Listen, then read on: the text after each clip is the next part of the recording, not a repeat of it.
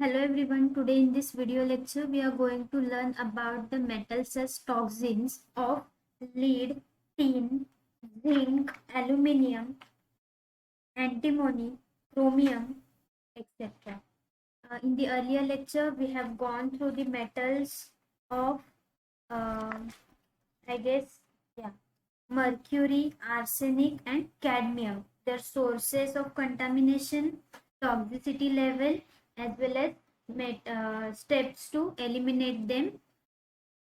Now in this lecture we are going to look for the metals for lead, tin, zinc, aluminium, chromium, cobalt and antimony. Let's begin with the lead. Lead generally occurs widely throughout the environment and found in all the bodies of water and soil. Generally lead हे आपल्याला एन्व्हायरमेंटमध्ये observe करायला भेटणार आहे generally water आणि सॉइलमध्ये. Generally याचे chiefly lead occurrence आहे हे as a sulphide गॅलेना हे अर्थ क्रस्टमध्ये ऑकर होतं. त्यामुळे ह्याचा जो मेन प्रिन्सिपल आहे हा environmental lead contamination in recent times and it is in its lead storage batteries, gasoline, antiknock additives, that is tetraethylene lead. म्हणजे ह्याचा जो मेन प्रिन्सिपल कॉज काय करतो एन्व्हायरमेंटल लीड कंडिशन कंटामिनेशनसाठी. त्याच्यामुळे जी हे जे मोस्टली आपल्याला कशामध्ये बघायला भेटतील तर लीड स्टोरेज बॅटरीजमध्ये, gasoline, antiknock additives that is tetraethylene लीडमध्ये. गॅसोलाईन ही nothing but transparent petroleum derived inflammable liquid used as fuel itself. Generally we can say that की ही लीड आहेत हे आपल्याला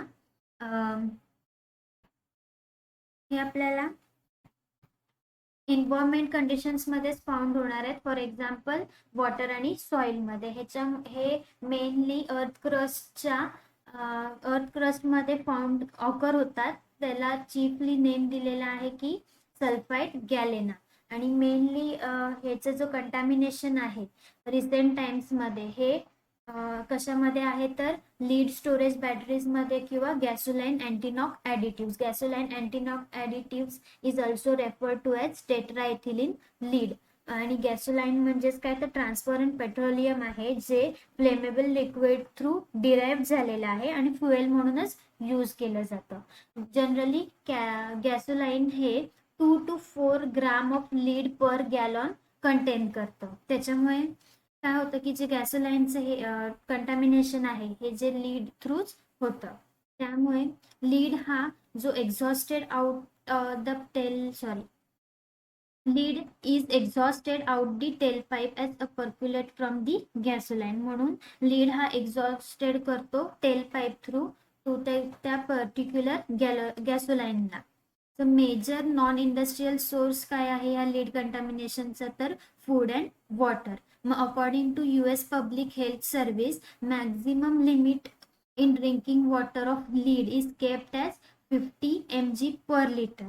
आणि वर्ल्ड हेल्थ ऑर्गनायझेशनच्या स्टँडर्डनुसार त्याची जी लिमिट आहे ड्रिंकिंग वॉटरमध्ये ही 0.01 ppm ह्या रेंजमध्ये आहे.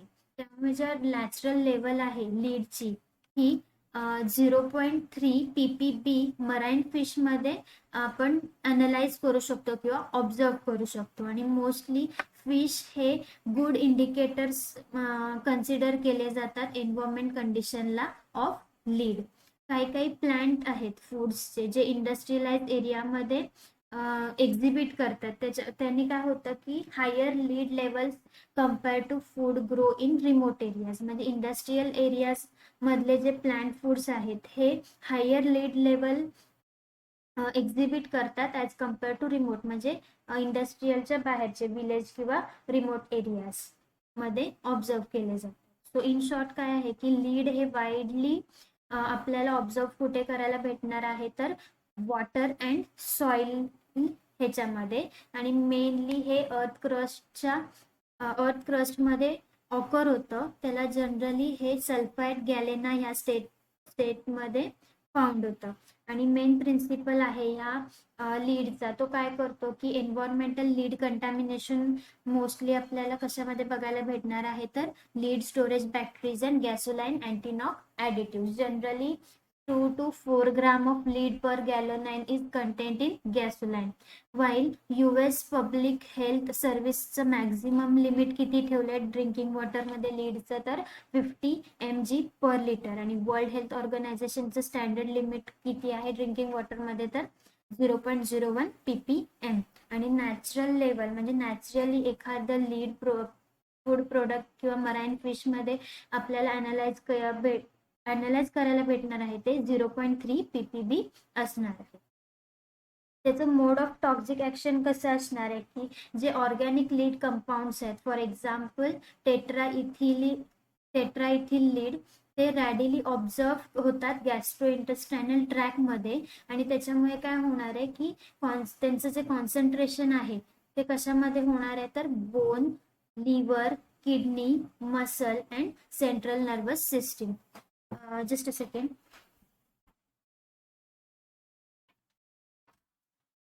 तर मेनली जनरली आपल्याला ह्याचं म्हणजे जे लीडचं इथिल टेट्राइथिलिन लीड हे रॅडिली ऑब्झर्व कुठे गॅस्ट्रोइंटेस्टायनल ट्रॅकमध्ये होणार आहे. ते ॲब्झॉर्ब झाल्यामुळे त्याचं जे कॉन्सन्ट्रेशन आहे लीडचं हे बोन, लिव्हर, किडनी, मसल आणि सेंट्रल नर्वस सिस्टीममध्ये पेनिट्रेट होणार आहे. त्यामुळे जे ऑब्झर्प्शन आहे इनऑर्गॅनिक लीडचं हे इन्फंट आणि चिल्ड्रन्सला कन्सिडरेबली हायर असणार आहे as compare to organic lead compounds. मग त्याचे जे 3 स्टेजेस आहेत लीड पॉइझनिंगचे, ते रेकग्नाइज केलेत as asymptomatic stage, symptomatic stage आणि स्टेज 3. असिम्प्टोमॅटिक स्टेजमध्ये काय होतं की जनरली हे बिहेवियर डिसऑर्डर किंवा ऑर्गन डिसफंक्शन नाही करत, तर ते जनरली कशामध्ये असोसिएटेड आहे, तर त्याचं जे कॅरेक्टरिस्टिक आहे की ब्लडमध्ये चेंजेस करतं. That is the main characteristic of this asymptomatic stage. For example, anemia is a well-established early symptom. Anemia हा वेल एस्टॅब्लिश अर्लियर सिम्पटम आहे. अनेमिलिया म्हणजे काय आहे की lack of healthy red blood cells to carry adequate oxygen to body tissue. म्हणजे जे blood cells आहेत healthy, त्याला जे कॅरी करण्याला ॲडिक्वेट ऑक्सिजन लागतं ब्लड टिश्यूला द्यायला, ह्याचं जे आहे ते स्लो डाऊन करणार आहे. आणि त्यामुळे आपल्याला सिम्प्टोमॅटिक स्टेजमध्ये हे सिम्पटम्स ऑब्झर्व होते. सिम्प्टोमॅटिक स्टेजमध्ये काय होणार आहे की anaemia, disorder of central nervous system. Central nervous सिस्टीमचं जर डिसऑर्डर झाले तर त्याच्यामध्ये including hyper activity, impulsive behaviour होणार आहे, परसेप्शनल डिसऑर्डर आणि slow learning ability. In more several cases symptoms include restlessness, irritability, ataxia and loss of memory. Symptomatic स्टेजमध्ये anaemia हे सिम्पटम दिसणारच आहे. परत जे सेंट्रल नर्वस सिस्टीमचे डिसऑर्डर्स आहेत इन्क्लुडिंग हायपर ॲक्टिव्हिटी होणार आहे, परत इम्पल्सिव्ह बिहेवियर, रिसेप्शन डिसऑर्डर आणि स्लो लर्निंग ॲबिलिटी सुद्धा ह्याच्यामध्ये ऑब्झर्व होणार आहे. आणि मेनली जे आहेत की मोर सिव्हिअर केसेसमध्ये जास्तीत जास्त सिम्पटम्स भेटतात ते रेस्टलेसनेस, इरिटॅबिलिटी म्हणजे इरिटेट होतं खूप, ataxia and loss of memory. Ataxia means की इम्पेअर्ड बॅलन्स म्हणजे कॉर्डिनेशन नसणार आहे पूर्ण आपल्या बॉडीचं आणि मेंटल स्ट्रेंथचं. बट ऑब्वियस की सेंट्रल नर्वस सिस्टीमवरती अफेक्ट होणार आहे, त्यामुळे बट कॉर्डिनेशन आणि इम्बॅलन्स आपलं पूर्ण बॉडीचं डिस्टर्ब होणार आहे. ते आपण सगळं सिम्प्टोमॅटिक स्टेजमध्ये बघणार आहोत. लास्ट स्टेज आहे की ह्याच्यामध्ये किडनी फेल होणार किंवा कन्व्हर्जन होणार, एखाद्या कोमामध्ये जाणार किंवा डेथ सुद्धा होऊ शकते. कन्व्हर्जन मध्ये काय होणार आहे की जे बॉडी मसल्स आहेत आपले ते कॉन्ट्रॅक्ट आणि रिलॅक्स हे रॅपिडली होणार आहेत रिपीटेडली. जेवढ्या फास्ट होणार आहेत शॉक लागल्या टाईपमध्ये बॉडी आपली रिॲक्ट होणार आहे. इन शॉर्ट म्हणजे uncontrol shaking of our body, हे थर्ड स्टेजमध्ये होणार आहे. तर हे मेन 3 स्टेजेस आहेत लीड पॉइझनिंगचे, that is symptomatic stage, asymptomatic stage, symptomatic stage आणि स्टेज 3. जनरली हे जे आहे लीड पॉइझनिंग हे मिल्कनी कमी होऊ शकतं. असं ॲज अ गुड अँटीनोड म्हणून मिल्क यूज करून आपण ते पॉइझनिंग आहे हे कमी करू शकतो. हा एक रिकमेंडेड गुड अँटीनोड आहे लीड पॉइझनिंगला. प्रोव्हिजनली हे वीकली इंटेक आहे लीडचं. FAO or that is food administration food and agriculture organisation आणि world health organisation joint experts कमिटीनी हे जे लीडचं इंटेक वीकली किती असलं पाहिजे तर ओनली 3 mg पर पर्सन किंवा 0.05 mg पर kg बॉडी वेट हे लीडचं असलं पाहिजे. नाहीतर मग त्याची जी टॉक्झिसिटी लेवल हाय होईल आणि लीड पॉइझनिंग होऊ शकतं. ओके, नेक्स्ट इज टीन. टीन आपण जनरली आपण आपल्या डेली लाईफमध्ये सुद्धा टीनचे कंटेनर्स बघतो, राईट. तर ह्याचा जो आहे क्लोज कॉन्टॅक्ट आहे बरोबर आहे तर जास्त प्रिपरेशन आणि स्टोरेज. हे फूड जेव्हा आपण एखादं फूड प्रिपेअर करतो आणि त्याला स्टोअर करतो तर त्याच्यामध्ये जे कॉन्टॅक्ट आपण यूज करतो मटेरियल दॅट इज टीनच्याच कंटेनरमध्ये आपण प्रोडक्ट प्रिपेअर करतो किंवा स्टोअर करतो. त्यामुळे जास्तीत जास्त फूडचा कॉन्टॅक्ट टीन बरोबर कधी येणार आहे तर प्रिपरेशन आणि स्टोरेजच्या वेळी. तर मोस्टली कॅन्ड फूड स्टफ आणि बिवरेजेस हे सुद्धा टीनचेच बनलेले असतात, राईट. तर त्याची जी अमाऊंट आहे ही युजली किती 100 mg पर kgच्या बिलो असली पाहिजे. त्यामुळे मेजर सोर्स ऑफ टीन आहे टीनचं कंटॅमिनेशन कशामध्ये होणार आहे तर टीन प्लेटमुळे, which is mild or low carbon steel sheet or strip coated with tin to make it rust proof. म्हणजे मेजर कंटॅमिनेशन टीन प्लेट होणार आहे पण माइल्ड आणि लो कार्बन स्टील शीटमुळे काय होणार आहे जी स्ट्रिप कोटेड आहे त्याच्यामुळे रस्ट प्रूफ ते भेटणार आहेत आपल्याला म्हणजे ऑब्झर्व करायला. Variety of the containers are with tin plate for storing oils. म्हणजे भरपूर प्रकारचे जे कंटेनर्स आहेत टीनचे हे वेगवेगळ्या स्टोरेजसाठी किंवा प्रिपरेशनसाठी आपण यूज करू शकतो. For example storing of oil, fats, beverages, jam, fruit, vegetable, biscuit, confectionery, coffee, tea and all other types of process food. म्हणून ज्या कंडिशन आहे which favour excessive internal detinning of containers are as follow. म्हणजे जास्तीत जास्त शक्यता internal डिटॅनिंग म्हणजे tanning टीन आहे त्याचं कंटॅमिनेशन होण्याची शक्यता कधी आहे जेव्हा एखादं फूड आपण कॅनमध्ये ठेवलंय ते फूड ॲसिडिक असल्यावरती किंवा त्या फूडमध्ये नायट्रेट्स, ऑक्झॅलेट्स, ट्रायइथिल अमाइन ऑक्साइड, अँथोसायनाइन पिगमेंट्स किंवा वेरियस डायस्टॉप्स हे ॲड केलेले असणार आहेत त्या कार्बोनेटेड ब्युरेजेसमध्ये.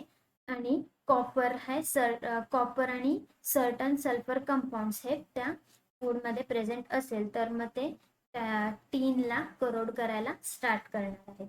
आणि एखादं जर सपोज फूड आहे आपण की टीन आहे ते ओपन केलंय आणि तसंच ते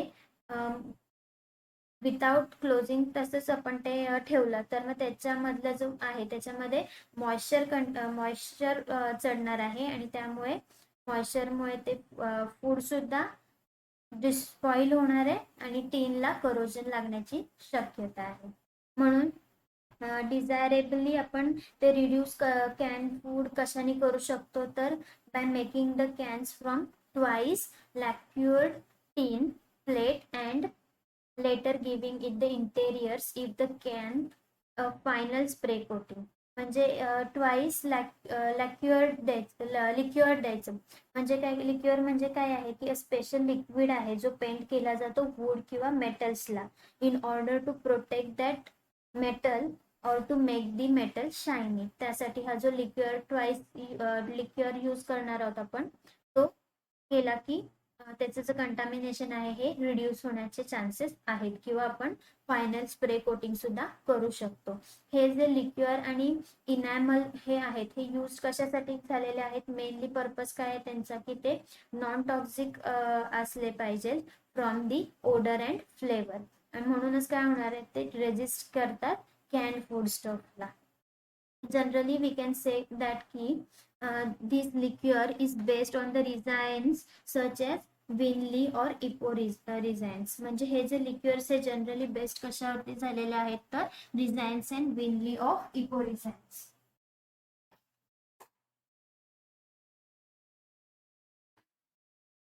okay, where we are okay. Some cases मध्ये जे लिक्युअर कॅन्स आहेत हे सेफ नाही आहेत, करोजन होतं त्यानं. फॉर एक्झाम्पल की जे फूड्स आपण यूज करतो, स्टोन फूड्स म्हणजे ज्याच्यामध्ये सीड प्रेझेंट असते, फॉर एक्झाम्पल चेरीज आणि पाम्स, हे काय करणार आहेत की कॅन फूडमध्ये आपण त्यांची जी सीड आहे ती विदाउट रिमूव्ह करून त्याच्यामध्ये प्रिझर्व करणार आहेत. त्यामुळे काय होणार आहे, करोजन होण्याचे चान्सेस आहेत त्या लिक्युअर कॅनला. का तर त्यातले जे एन्झाईम्स प्रेझेंट आहेत त्या स्टोनमध्ये, सीडमध्ये, ते काय करणार आहेत, ॲक्सेलरेट करणार आहेत करोजनला. आणि जर हीट प्रोसेसनी कॅनिंगमध्ये जर हीट प्रोसेसनीच ही सफिशियंट आहे एन्झाईम इनॅक्टिवेट करायला, तर there is no removal of stone from the roots. Okay, this is one of the method which helps for minimizing the contamination of tin. टीन हे जनरली आपल्याला प्रिझर्वेशन, प्रोसेसिंग आणि storage ह्यामध्येच आपल्याला बघायला भेटणार आहे. ते मेनली ह्याला रिड्यूस कशा थ्रू करणार आहोत आपण, लिक्युअर कोटिंगनी. त्याने काय होणार आहे की जे आहेत ते प्रोडक्ट हे प्रोटेक्ट होणार आहे आणि शेल्फ लाईफ त्याची इन्क्रीज होणार आहे. मोस्टली जे स्टोन फ्रूट्स आहेत त्याचे जर सीड्स काढले नाहीत तर लिक्युअर केलेल्या कॅन्सला सुद्धा करोजन होण्याची शक्यता असते, कारण की त्याच्यामध्ये जे एन्झाईम्स प्रेझेंट असतात ते काय करतात, करोजनला ॲक्सेलरेट करतात. त्यामुळे जर सीड्स काढले तर करोजन होण्याचे चान्सेस कमी आहेत. आणि जर आपण जर हीट प्रोसेस दिलेली आहे आणि ती हीट सफिशियंट आहे की त्या आतमधले जे एन्झाईम्स आहेत त्याची ग्रोथ इनॅक्टिवेट करू शकते, तर मग ते जे स्टोन्स आहेत किंवा सीड्स आहेत त्या फ्रूटमधनं काढायची गरज नाही आहे. Okay, this was all about the tin. Next की हजार्ड काय असू शकतात आपल्या ह्या टीनने. ओकेजनली कन्झ्युम म्हणजे जरी आपण छोट्या प्रमाणात ती कन्झ्युम केलं तर एवढं ॲडवर्स इफेक्ट होत नाही आपल्या ह्युमन सिस्टीमला.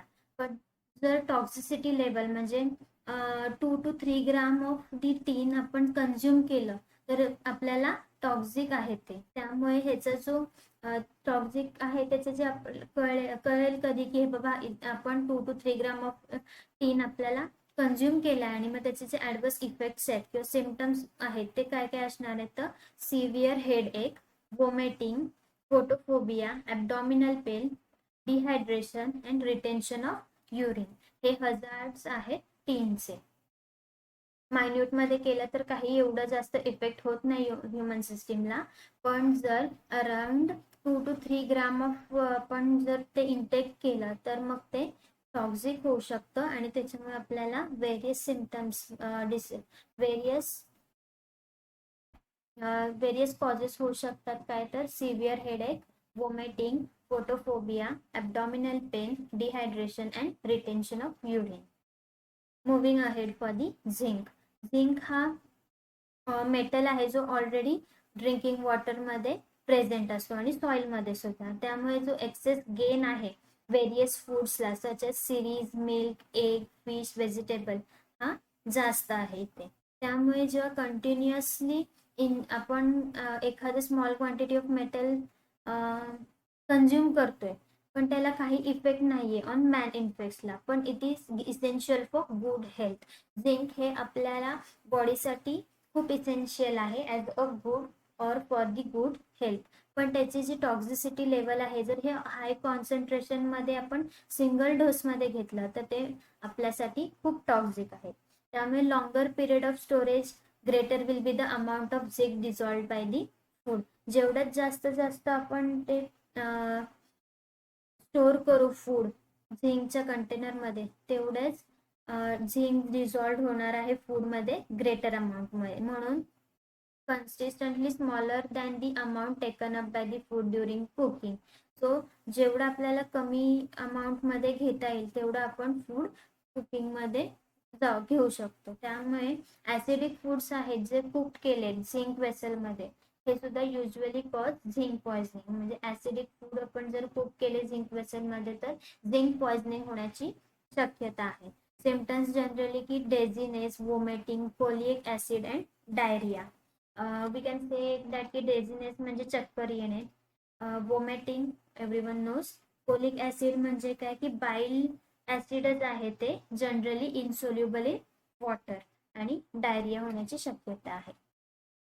Okay, this was all about the zinc. Zinc हा जनरली प्रेझेंट असतो ड्रिंकिंग वॉटर आणि सॉइलमध्ये.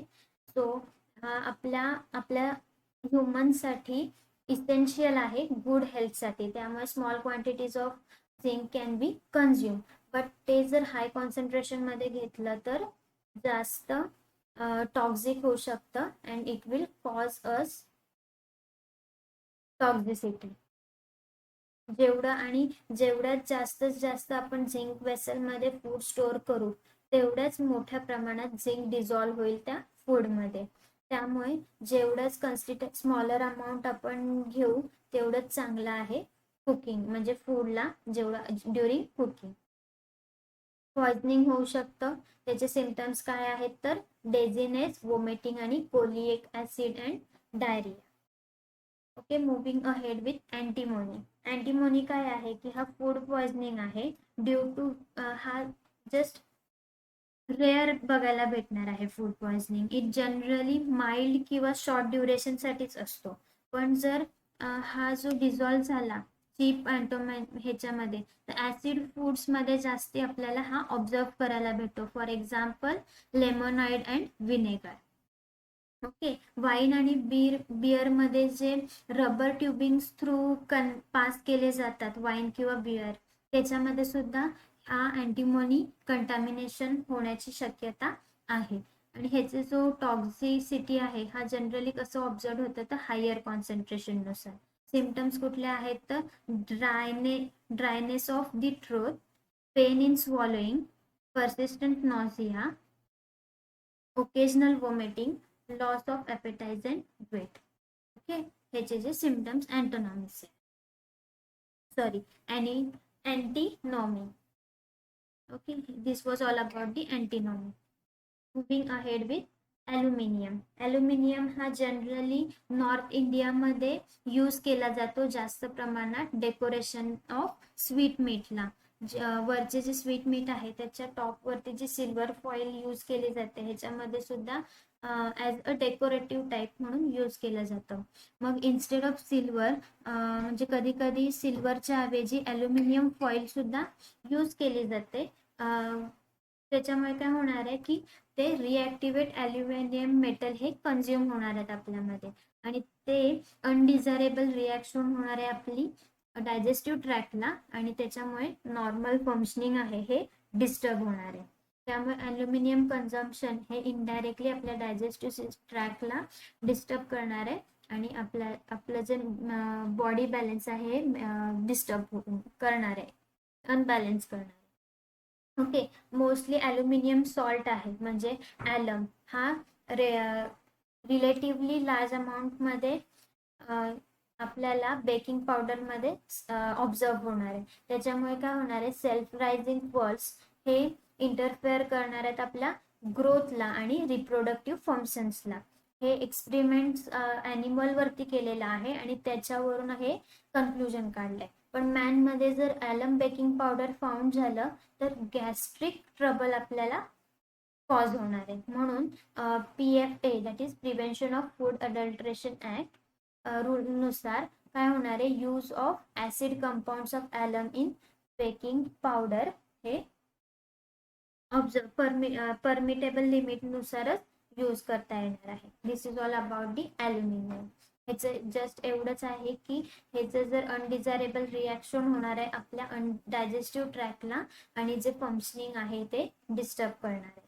मोस्टली ॲनिमल्स म्हणजे एक्सपेरिमेंट्स केलेले आहेत ॲनिमल्सवरती त्याच्यावर मध्ये जर ॲल्युमिनियम सॉल्ट म्हणजेच ॲलम बेकिंग पावडर्स हे ऑब्झर्व झालं लार्ज अमाऊंटमध्ये तर सेल्फ रायझनिंग फर्स किंवा जे ग्रोथ आणि रिप्रोडक्टिव्ह फंक्शन्स आहेत ह्याला ते अनबॅलेन्स किंवा डिसफंक्शन करून प्रॉपर फंक्शनिंग होणार नाही. पण तसंच मॅनचं बघायला गेलं तर आपलं गॅस्ट्रिक ट्रबल ते इंटरप्ट करणार आहे. त्यामुळे PFA रूलनुसार permissible limit of acid compounds of aluminium in baking powder is used. Then next is chromium. Chromium काय आहे की हा मेटल आहे, जनरली ट्रायव्हॅलेंट फॉर्ममध्ये आहे आणि ह्याच्यामध्ये काय होतं की ऑप्टिमल ग्रोथ आणि लॉंग लाईफ हे